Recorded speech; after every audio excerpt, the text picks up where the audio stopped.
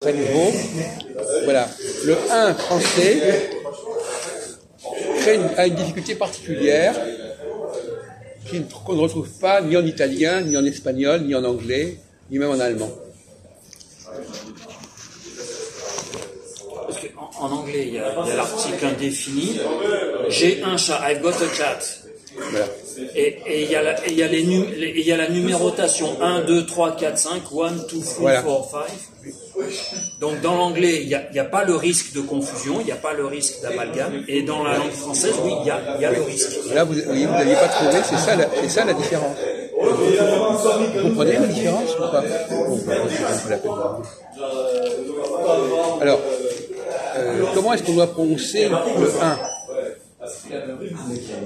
Si j'ai le 1 devant enfant, par exemple, comment je dois le prononcer?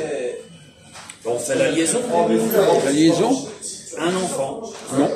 Un garçon. Ben oui, c'est ce qu'on fait, mais c'est pas normal. Ah, c'est pas normal.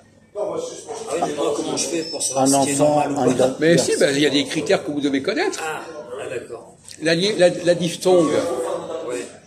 elle disparaît quand, la diphtongue? Ah,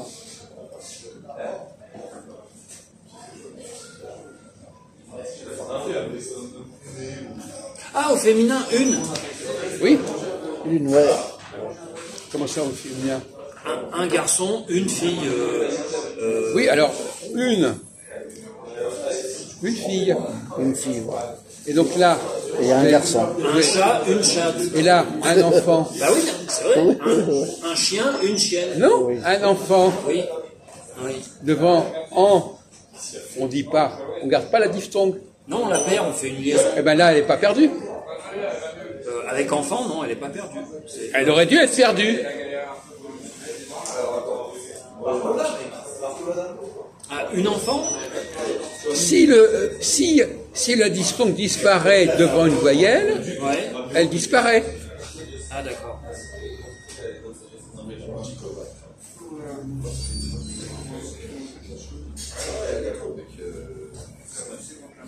Parce que là, vous allez... Alors, bon, donc finalement, il y a un non-respect de la diphtongue. Alors, vous connaissez des exemples en français où il y a le non-respect de la diphtongue? Des exemples en français. Est-ce qu'au féminin, on garde la diphtongue? Voilà. Je sais bien que vous n'aimez pas le mot diphtongue. Est-ce qu'au féminin, on utilise en, un, humain? Comment ça se dit au féminin? Humaine? On perd la diphtongue? Oui. Ah oui, oui, oui. Oui, oui. Alors pourquoi là? La condition humaine. Oui. Donc, on n'entend plus le 1. Voilà, c'est ça. Oui, oui, d'accord, ça y est, je... Oui, Et là, et là, ça va pas. Par exemple, si je dis grand, quel est le féminin de grand? Ah non, justement pas. Parce que la diphtongue est masculine. Et donc, si je mets grande, je devrais dire grande, et pas grande. Ah oui, d'accord, oui. Car les gens du Midi, ils disent grande. Les Anglais disent aussi, ils ne font pas la diphtongue. C'est un problème. Oui, ils disent grande. Ils disent France.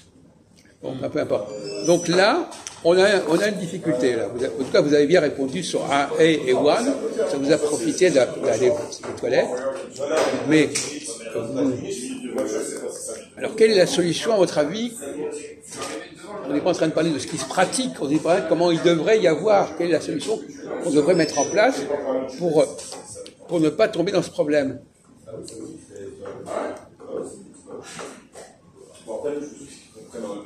Parce que si je dis une enfant, quel est le problème?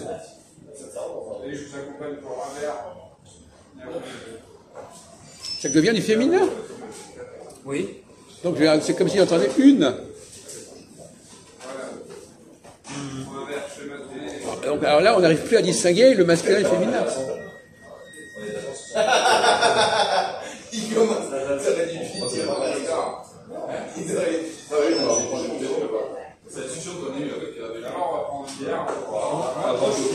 Vous parlez l'allemand aussi, je crois? L'allemand, non. Hélas, non. En allemand, on dit ein et eine. Ah, d'accord, c'est bon à savoir. Et la différence entre le DER et le DAS? Non, écoutez, nous c'est tranquille, s'il vous plaît. Ah oui, non, mais moi je connais pas l'allemand. Eh bien justement, alors vous ne connaissez pas l'allemand, alors vous en restez là. Là, c'est masculin, féminin. Voilà. D'accord.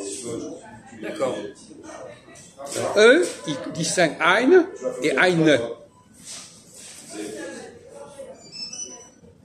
Oui. Mais en même temps, eine, ça n'est pas acceptable quelque part, parce que le E ne se prononce pas normalement dans les langues. En français, on ne prononce pas le E. En français, on ne prononce pas le E. D'accord. On dit elle est belle, on ne dit pas elle est belle.